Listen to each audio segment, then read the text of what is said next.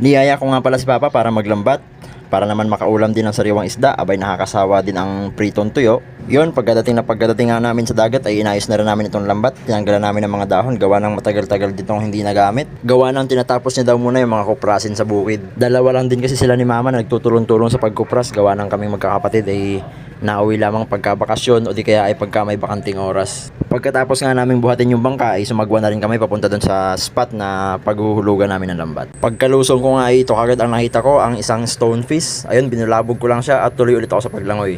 Eto't nagbabatak na kami ng lambat. Ayan, si Papa muna ang nagbatak at ako muna ang sumisid ng mga sabit na pamato. Ayan, kung tawagin sa amin ang isdang yan ay buntan. Sa inyo, ano bang tawag ng isdang yon? Sa pangalawang hulog nga, ako naman yung naghila ng lambat at si Papa naman yung tagasisid o yung tinatawag na busiro. Halin-hinan lang kami sa pagbusiro. Ganito ang buhay namin sa isla pagka walang ulam. Yan, punta lang kami sa dagat at